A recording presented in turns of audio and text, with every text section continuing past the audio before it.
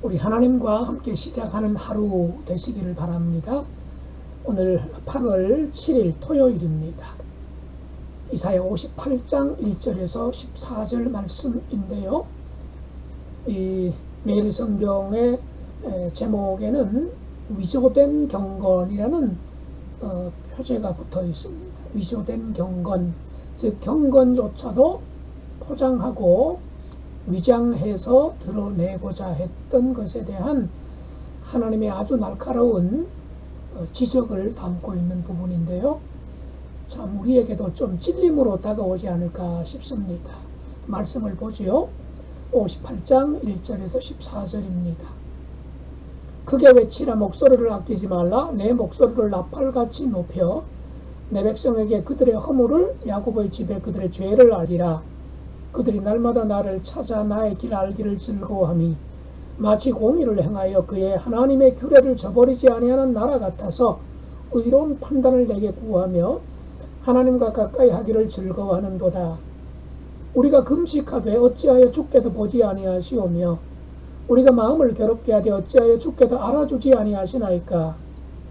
보라, 너희가 금식하는 날에 오락을 구하며 온갖 이의를 시키는도다. 보라, 너희가 금식하면서 논쟁하며 다투며 악한 주먹으로 치는도다. 너희가 오늘 금식하는 것은 너희의 목소리를 상달하게 하려는 것이 아니니라. 이것이 어찌 내가 기뻐하는 금식이 되겠으며 이것이 어찌 사람이 자기의 마음을 괴롭게 하는 날이 되겠느냐. 그의 머리를 갈대같이 숙이고 굵은 배와 죄를 펴는 것을 어찌 금식이라 하겠으며 여호와께 연락될 날이라 하겠느냐. 내가 기뻐하는 금식은 흉악의 결박을 풀어주며 멍에의 줄을 끌어주며 압제당하는 자를 자유하게 하며 모든 멍에를 꺾는 것이 아니겠느냐.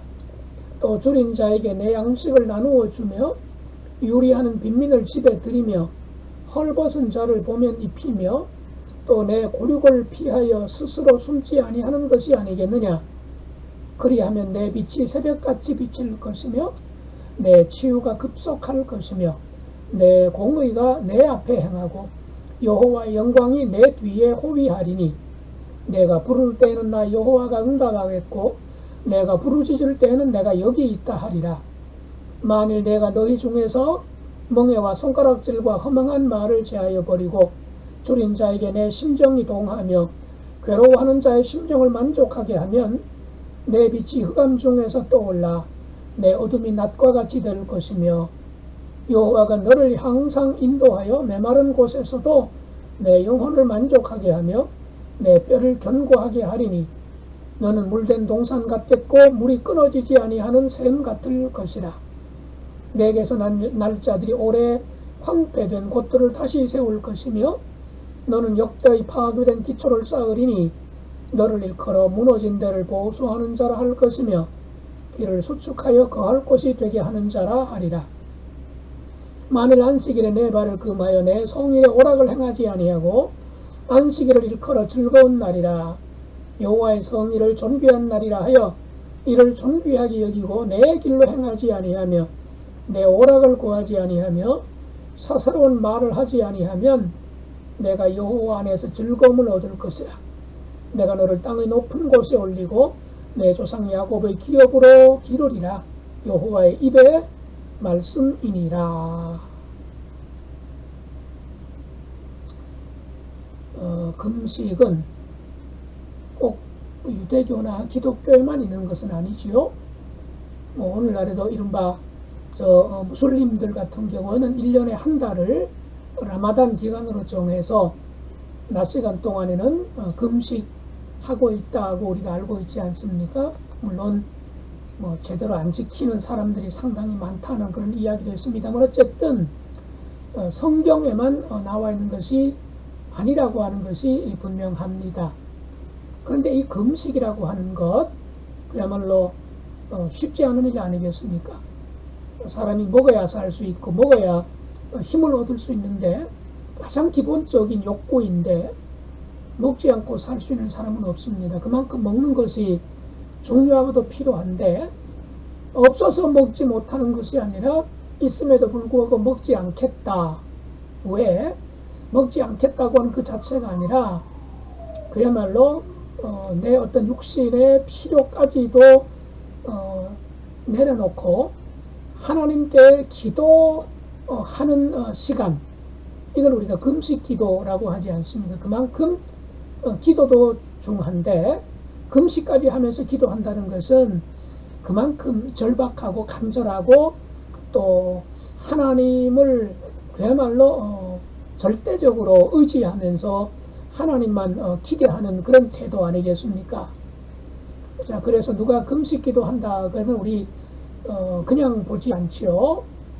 참 귀하다 이런 생각하지 않습니까? 이건 이미 구약 시대에도 금식하며 기도하는 것이 그들에게는 정말 필요한 것, 또 누가 금식 기도한다 그러면 대단한 사람으로 여겼을 것은 분명합니다. 우리 수요일 보는 에스라 또 느헤미야서에도 에스라도 금식 기도했지요. 또 느헤미야도 금식 기도하지 않았습니까? 그것처럼 구약시대 사람들은 금식 기도, 위기를 만났을 때, 어려움을 만났을 때 금식하며 부르짖었습니다. 자, 그런데 이것이 변질되기도 했다는 것을 오늘 말씀에서 확인할 수가 있습니다. 금식 기도는 금식 기도인데 정말 하나님을 향하여서 간절하게 부르짖기 위한 그런 통로로, 방법으로, 수단으로 금식하며 기도하는 것이 아니라 어떤 자기 과시, 자기를 드러내기 위한 하나의 수단으로 사용하고 남용하고 오용했다. 이게 지금 오늘 본문에 나와 있는 지적입니다. 선지자의 지적도 아니고 하나님의 지적이에요. 하나님이 그렇게 말씀하십니다. 당시에 아마 그 사람들은 금식 기도만 하면 하나님이 자기들이 원하는 것 들어주실 것이다 라고 생각했던 모양입니다. 그러니까 금식 기도를 하나님을 움직일 수 있는, 하나님을 내가 기대하는 바대로 내 의도대로 조종할 수 있는 어떤 강력한 도구라고 생각했던 것 같습니다. 그래서 그들은 3절에 보니까 하나님에게 이렇게 아마 얘기하는 것 같아요. 우리가 금식하되 어찌하여 주께도 보지 아니하시오며 우리가 마음을 괴롭게 하되 어찌하여 주께도 알아주지 아니하시나이까. 하나님 알아달라고 금식 기도하는 것이 아닌데, 그게 금식 기도의 본질이 아닌데, 당시에 상당수의 사람들, 아마도 좀 이제 가진 것이 많고 상류층에 속했던 사람들 가운데 그런 생각을 가졌던 이들이 꽤 많았던 모양입니다. 그런데 하나님 보시기에는 저들은 겉으로는 분명 금식 기도하는 것 같은데 전혀 잘못됐다는 겁니다. 엉터리라는 거예요. 어떻게 엉터리냐? 4절 보니까 하나님이 이렇게 지적하셔요. 보라, 너희가 금식하면서 논쟁하며 다투며 악한 주먹으로 치는도다. 종교 생활은 잘하는데 일반 생활은 엉망이라는 거예요. 다투고 주먹으로 치고 싸우고 있다는 겁니다. 이럴 바에는 차라리 금식 안 하는 게 낫지요. 한쪽으로는 금식하며 기도하고 한쪽으로는 그야말로 기도하지 않는 사람도 하지 않을 그런 방법으로 자기 마음대로 살아가고 있다는 것이요. 그러니 하나님이 들어주실 리가 없지 않겠습니까? 그래서 4절 마지막에 보니까 너희가 오늘 금식하는 것은 너희의 목소리를 상달하게 하려는 것이 아니니라. 너희들은 금식 기도한다고 하는지는 모르지만 너희들 정말로 너희들이 기도하는 그 기도를 내게 들리게 하려고 나를 바라보며 나에게 집중하면서 부르짖고 있느냐, 그거 아니지 않느냐라고 하나님이 단박에 알아보십니다. 그러면 나를 속이지 말라는 거예요. 오늘 이 제목처럼 위조된 경건이다, 가식이다, 이렇게 말씀하고 계십니다. 그렇게 해보았자 그런 금식 기도는 내가 기뻐할 수 없다는 것입니다. 즉 바른 기도는, 바른 금식 기도는 하나님이 기뻐하신다는 건데, 너희들이 지금처럼 하는 금식 기도는 내가 도저히 기뻐할 수 없는 기도이다 라고 말씀하셔요. 5절, 이것이 어찌 내가 기뻐하는 금식이 되겠으며 이것이 어찌 사람이 자기의 마음을 괴롭게 하는 날이 되겠느냐. 그의 머리를 갈대같이 숙이고 굵은 배와 죄를 펴는 것을 어찌 금식이라 하겠느냐. 이 갈대같이 숙이고 굵은 배와 죄를 펴는 것, 이건 뭐냐 하면 나 지금 금식하며 기도하고 있어 라고 사람들한테 보여주기 위해서 이렇게 유별나게 굵은 배 옷을 입고 또 죄를 이렇게 펼쳐놓고 회개할 때 죄를 뒤집어 쓰지 않습니까? 그런 흉내를 이른바 퍼포먼스라고 그럴까요? 이런 것을 지금 일삼고 있다는 것입니다. 그건 하나님이 기뻐 받으실 수 없는 그런 금식 기도라고 말씀하고 계시지요. 형식은 그럴듯해요. 갖출 거 다 갖춘 것처럼 보이지만 하나님은 형식보다, 물론 형식을 필요치 않으시는 분은 아니지만 그 형식 속에 얼마나 내용이 진심이, 진실이, 간절함이, 절박함이 담겨 있느냐, 그게 절대적으로 소중하다 이렇게 말씀하시는 거죠. 그러면서 내가 진짜로 기뻐하는 금식은 어떤 금식인 줄 아느냐 라고 6절 이하에서 말씀하십니다. 내가 기뻐하는 금식은 다음과 같다 라고 말씀하십니다. 한때 이제 금식 기도를 이제 강조하고 또 유행이었던 적도 있죠. 한 20, 30년 전이라고 할 수 있을까요? 그때는 하나님이, 금식 기도는 하나님이 기뻐하시는 기도다 라고 하면서 이 구절을 인용했었는데요.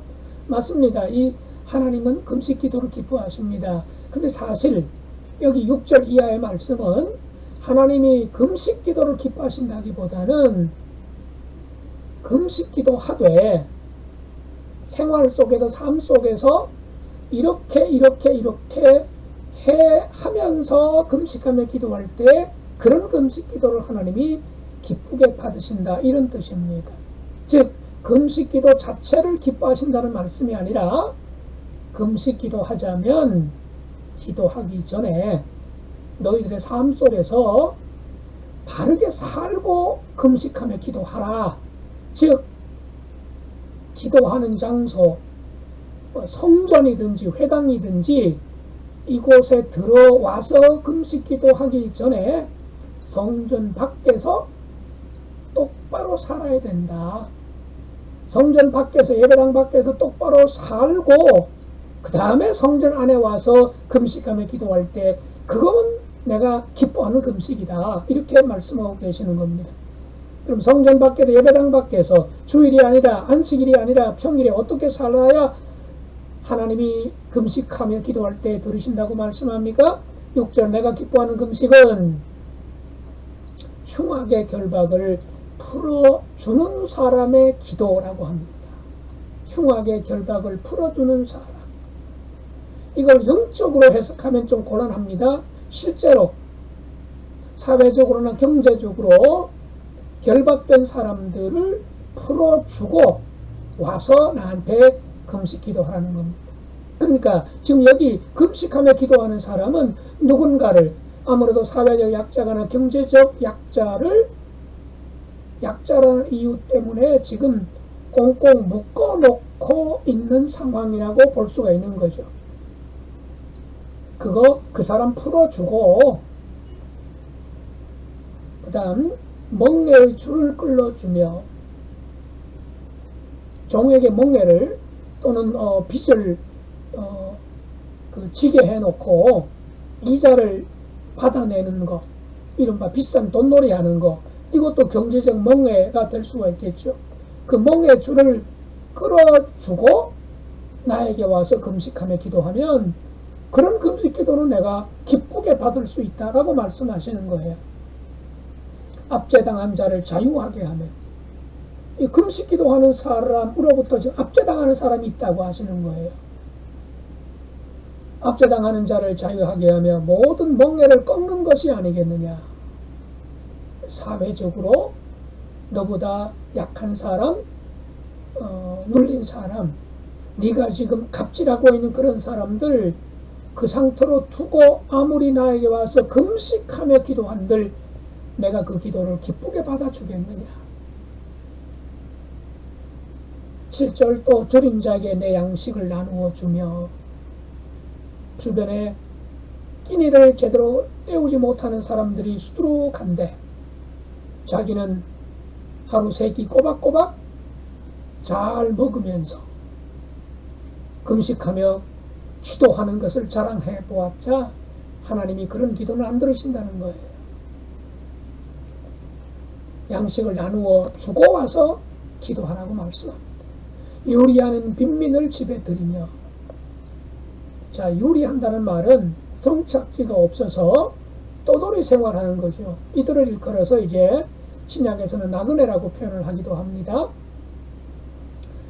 이 구약 시대의 사람들은 목축업과 농업이 주된 직업이었죠. 산업이었잖아요.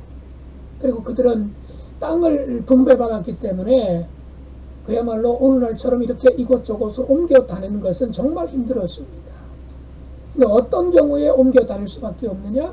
예, 땅을 저당 잡힌 사람, 땅이 다른 집으로 넘어가 버린 사람은 그 지역에서 머물러 있을 수가 없습니다. 농사를 짓지 못하니까요. 그래서 그냥 떠돌이 신세가 되는 겁니다. 그래서 유리하는 빈민, 이런 나그네, 먹을 것이 없는 사람을 너의 집으로 불러들여서 그들에게 먹을 것을 줄 수 있어야 되고, 그렇게 하면서 내게 와서 금식하며 기도하라 라고 말씀하시는 겁니다. 헐벗은 자를 보면 입히며 내 고륙을 피하여 스스로 숨지 아닌 것이 아니겠느냐. 이 고륙을 피하여 스스로 숨는다는 것은 뭘까요? 당시 이스라엘 사람들은 고엘 제도가 있었지 않습니까? 친족 중에 땅이 넘어가 버린 사람, 그거를 가까운 친척이 대신 값을 지불하고 도로 찾아주어야 되는데, 내 주변에 가난한 친척들이 있어서 나를 보게 되면 나한테 좀 되찾아 달라고 얘기를 할까봐 숨어버릴 수 있지 않겠어요? 바로 그렇게 살지 말라는 거예요. 이웃이, 친척이, 집안 사람이 어려움을 당했을 때에 너에게 부담이 된다고, 너에게 손해가 된다고 생각하는 것 때문에 모른 척 하지 말고 숨지 말고 도와주어야 될 때 도와주어라. 그렇게 하고 와서 나한테 기도하면 그런 기도는 내가 기꺼이 들을 것이다 라고 말씀을 하십니다. 즉 오늘 이 본문 5절부터 7절까지 핵심은 뭘까요? 기도 자체가 중요한 것이 아니고 더욱이 금식 기도 그거 자체가 중요한 것이 아니다. 그거 하기 전에 해야 할 것을 하고 똑바로 살고 와서 기도하라고 말씀하잖아요. 예수님도 그런 말씀하시지 않았습니까? 예, 제사 드리러 가다가 형제하고 불화하는 것이 생각나거든 먼저 화해하고 와서 제사를 드려라. 이 예수님의 교훈 아니십니까? 예배하기 전에, 기도하기 전에 사람과의 관계 속에서 정말 똑바로 사는 것, 함께 나누며 사는 것, 이웃과 더불어 사는 삶이 얼마나 중요한가를 오늘도 우리 하나님이 우리에게 말씀하고 계십니다. 자, 그렇게 하면서 기도하는 사람에 대해서 하나님이 어떤 것을 약속하고 계시느냐? 9절 말씀입니다. 내가 부를 때에는 나 여호와가 응답하겠고 내가 부르실 때에는 내가 여기 있다 하리라. 자, 그러니까 이 9절 말씀만 쏙 뽑아가지고 야 우리가 기도하면 하나님이 응답하신다라고 해석해버리면 이건 정말 성경을 잘못 해석하는 것가 되겠죠. 그래서 저 5절부터 쭉 연결되는 그 전후 문맥에 맞게 9절 말씀을 해석해야 되겠죠. 자, 우리가 기도 응답을 받자면 믿음으로 기도해야 되지만, 열심히 기도해야 되지만, 간절히 기도해야 되겠지만, 믿고 기도해야 되겠지만, 또 하나 오늘 본문에서 우리가 잊지 말아야 될 것, 기도하기 전에 일상생활 속에서 하나님의 자녀답게, 그리스도인답게 경제생활도 하고, 그리고 어려운 사람들을 외면하지 않는 것, 돌보고 손을 펼치고 함께 나누고 살아가는 것, 이게 꼭 필요하구나. 그런 사람, 그렇게 살아가는 사람이 기도할 때 하나님이 정말 응답하실 것이고 들어주겠다라고 말씀하고 계십니다. 여러분, 이런 응답 꼭 받게 되시기를 간절히 바랍니다. 기도합시다. 하나님 우리 아버지, 우리의 기도가, 우리의 금식이 하나님 보시기에 어떤 기도고 어떤 금식인지 돌아보게 하시기를 원합니다. 우리는 그동안에 기도 자체에만 집중해서 믿음으로 기도하고 말씀 붙잡고 기도하고 하나님을 의지하고 기도하고 간절히 기도하고 계속해서 기도하면 하나님이 응답하신다, 이것만 강조하고 이것만 붙잡고 기도해 왔는지 모릅니다. 하지만 오늘 말씀을 통해서 응답받을 수 있는 기도는 기도 자체도 중요하지만 기도하기 전에 일상생활 속에서, 사회생활 속에서, 경제적인 관계 속에서, 사람들과의 관계 속에서 얼마나 바르게, 건강하게, 평화롭게 함께 손잡고 나누고 베풀며 정직하게, 성실하게 사랑하며 살아가느냐가 중요하다는 사실을 오늘 보았습니다. 하나님, 저희에게 이런 삶을 살고 또 하나님께 기도하여서 하나님이 응답하시는, 하나님의 응답을 받는 주님의 백성들 되게 하여 주옵소서. 예수님의 이름으로 기도드리옵나이다. 아멘.